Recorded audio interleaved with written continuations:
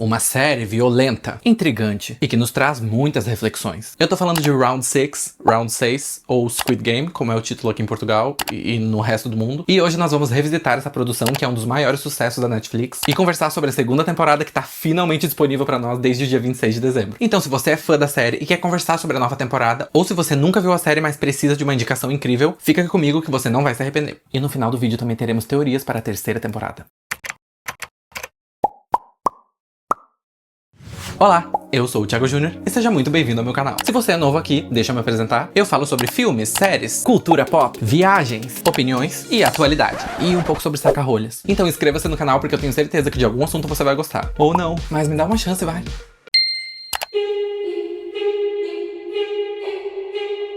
Na minha opinião, Round 6, ou Squid Game, é uma série extremamente bem escrita e produzida. É uma produção que conseguiu captar minha atenção e num misto de curiosidade, desespero, emoções e surpresas, foi capaz de manter o meu interesse até o último segundo. O que fez com que ela se tornasse uma das minhas séries favoritas e que vai estar sempre nas minhas indicações. E eu já adianto aqui que eu adorei a segunda temporada. Mas antes de discutirmos os acontecimentos da nova temporada, caso você não tenha visto a série, eu vou te fazer uma breve apresentação, sem spoiler. E assim que eu começar a falar da segunda temporada, que obviamente não vai dar pra fugir dos spoilers, fica tranquilo que eu aviso. Mas caso você queira pular direto pra conversa sobre a segunda temporada, avance para 3 minutos e 51 segundos. A primeira temporada de Round 6 gira em torno de centenas de pessoas desesperadas e endividadas que são convidadas a participar de uma série de jogos infantis com regras mortais. Só que eles não sabem disso até o primeiro jogo acontecer. Conforme os participantes lutam pela sobrevivência, alianças são formadas, segredos são revelados, alguns mistérios surgem e questões morais emergem, explorando a ganância, a desigualdade e o desespero humano. A primeira temporada tem muitas camadas mesmo. É quase uma cebola.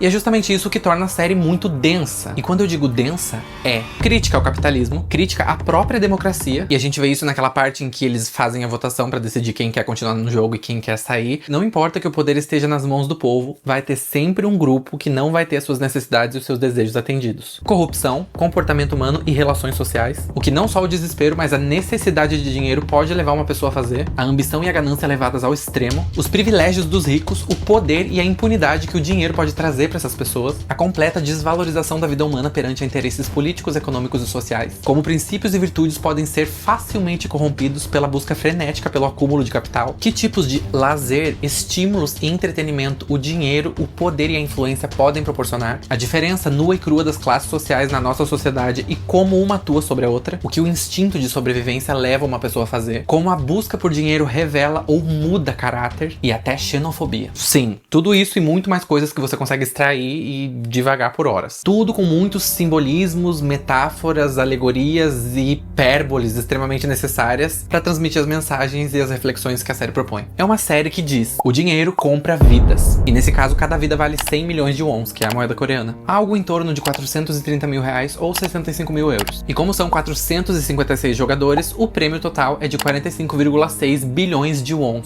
que fica ali pelos seus 200 milhões de reais ou 30 milhões de euros. Sério, é tanta coisa que você pode pegar cada cena e discorrer por hora sobre um assunto específico. E claro que, como diversas produções audiovisuais, essa é mais uma que tá aberta a inúmeras interpretações por parte de quem assiste. Então, se você procura uma série que mistura reflexões e entretenimento, eu acho que Round 6 tem tudo pra te cativar.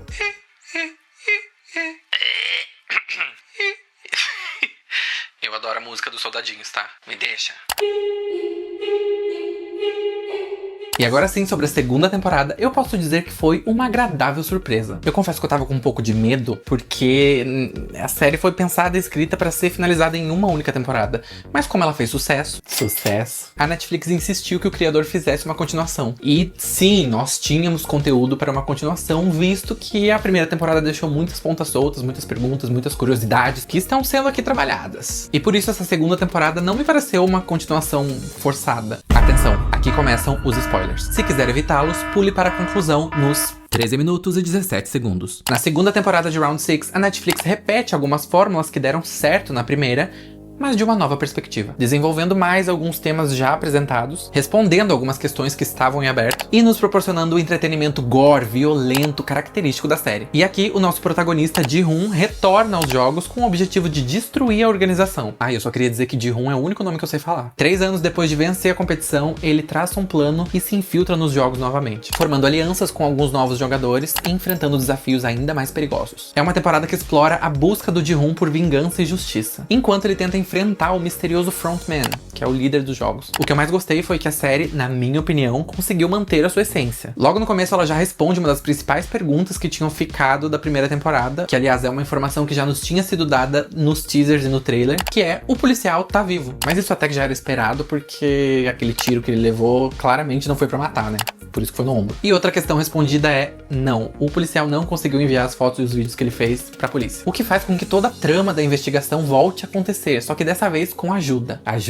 Mas já já a gente fala mais disso. O que também pra mim foi muito positivo foram as inovações feitas através da repetição de algumas fórmulas. Agora, no fim de cada jogo, os participantes podem votar se querem continuar ou não. E caso não queiram, o prêmio acumulado até agora seria dividido igualmente entre os sobreviventes. E tivemos novamente um infiltrado no jogo, só que com a diferença de que dessa vez, nós, os espectadores, sabemos que ele é um infiltrado. O que deixa tudo muito mais interessante e que acaba sendo uma novidade feita a partir de uma repetição. E essa questão de ter novamente um infiltrado no jogo foi uma coisa que eu realmente não esperava, então me surpreendeu. E tivemos novamente a nossa queridíssima boneca do Batatinha 123. Batatinha frita 123.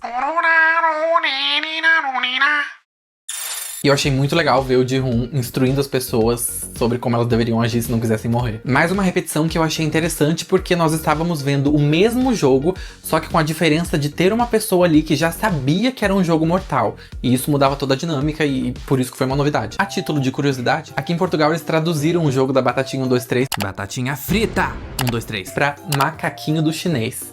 O que também não faz sentido na minha cabeça, porque eu nunca ouvi falar dessa brincadeira. Assim como eu também nunca ouvi falar de um jogo chamado Batatinha 123 frita no Brasil. Então se você conhece, se faz sentido pra você, coloca aqui nos comentários que eu tô muito curioso. Mas pronto, é isso.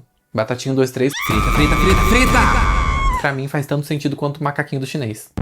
Pelo menos rima, né? E tivemos também a volta do recrutador, que dessa vez tá sendo caçado pelo Ji-hoon. E que teve um fim um tanto quanto curioso. E outra coisa que eu também não esperava, e que foi uma boa surpresa, foi ver o recrutamento dos soldadinhos, que é aquela menina que trabalhava no parque de diversões. Eu gostei muito da possibilidade de poder ver o jogo através da perspectiva de um dos soldados. Isso humanizou um pouco os soldadinhos e nos mostrou que tanto eles quanto os jogadores fazem parte de um mesmo grupo. O de pessoas em situação de desespero que aceitam qualquer coisa pra mudar a sua realidade miserável. E de volta sobre a trama do policial, o pescador sim estava o tempo todo trabalhando com o Frontman. Na primeira temporada vemos o policial descobrindo que o Frontman é o seu irmão. Ele leva um tiro dele, que propositalmente não foi um tiro fatal, e cai no mar. Então eu imagino que o Frontman ordenou ao pescador que fosse resgatar o irmão dele e que a partir desse momento ficasse vigiando cada passo do irmão para que ele não descobrisse a localização da ilha e consequentemente não denunciasse todo aquele esquema para a polícia.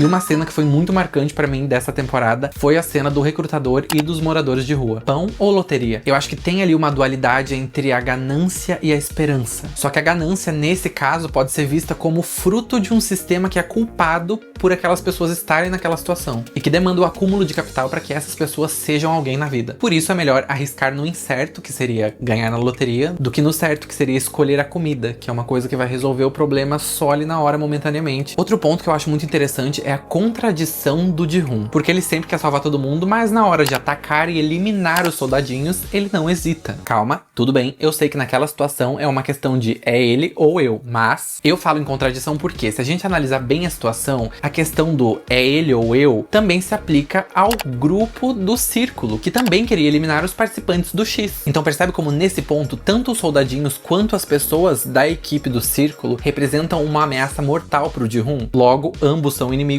portanto passíveis de serem eliminados. E mais uma vez, tanto os soldadinhos quanto a equipe do Círculo que queria eliminar os participantes do X são seres humanos. Só que o Ji-hoon não tem essa visão. No fundo, soldados e jogadores estão no mesmo barco. O opressor e o oprimido fazem parte de um sistema muito maior do qual eles não têm qualquer tipo de controle. Apenas uma falsa sensação de poder, porque tudo é sobre estruturas de poder, nas quais sempre vai ter alguém acima de você para se aproveitar das suas vulnerabilidades. Para os superiores, a vida dos soldadinhos vale tanto quanto a vida dos jogadores. E isso fica muito claro na cena do confronto dos soldadinhos com os jogadores da equipe X, em que o próprio líder começou a atirar nos seus próprios soldadinhos para eliminá-los.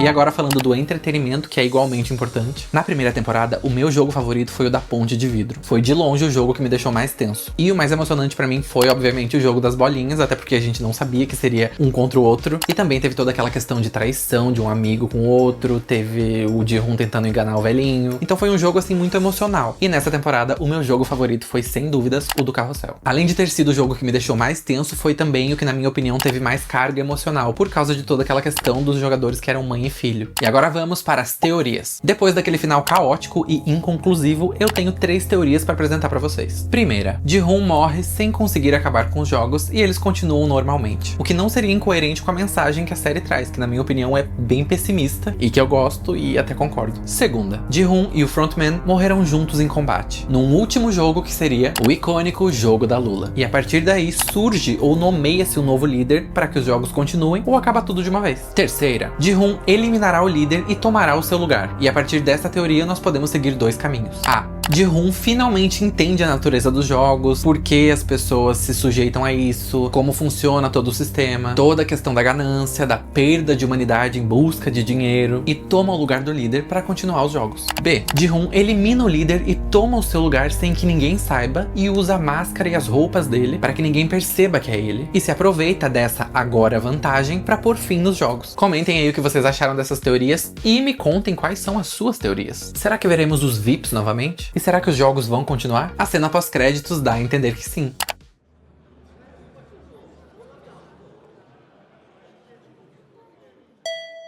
Tanto é que agora temos o Batatinho 123.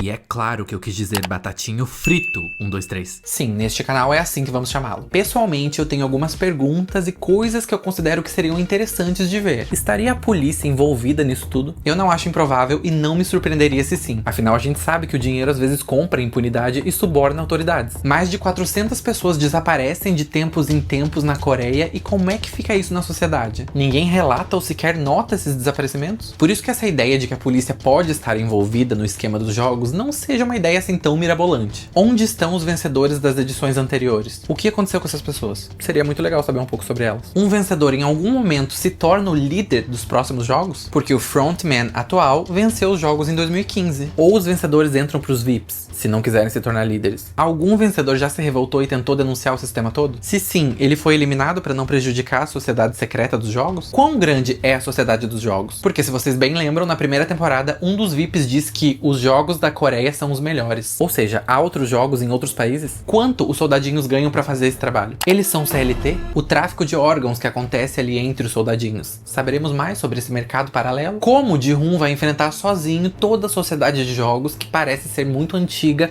sólida e cheia de gente poderosa? Não basta acabar com os jogos naquela ilha, porque nós sabemos que existem muitas pessoas poderosas que têm conhecimento desses jogos e que poderiam facilmente criá-los em outros lugares. Sabe o que também seria interessante caso o Ji-hoon sobrevivesse? Se ele procurasse as famílias das pessoas que desapareceram nos jogos para contar o que realmente aconteceu com elas. Seria interessante também ver uma revolta geral, uma união dos soldadinhos e jogadores contra os superiores e possivelmente contra os VIPs. E agora eu pergunto pra você, o que achou da segunda temporada de Round 6? Comente as suas impressões e vamos discutir nos comentários. E eu deixo aqui a minha conclusão geral referente a toda a série. Temos que ser sem escrúpulos, sim. Uma das críticas mais fortes da série é sobre o sistema capitalista. Não importa o seu posicionamento político, o capitalismo vai enfiar uma tora no seu cu. Então sim, gente, façam o que for preciso pra encher o rabo de dinheiro, tá? Porque é sobre isso. O mundo funciona assim e ponto. E é com essa linda mensagem pessimista que eu me despeço. Eu tô brincando, tá? Mas talvez eu não esteja. Espero que vocês tenham gostado do vídeo. Muito obrigado pra você que chegou até aqui. Inscreva-se no canal se você ainda não for inscrito. E deixe o seu like pra me ajudar. Um beijo e tchau!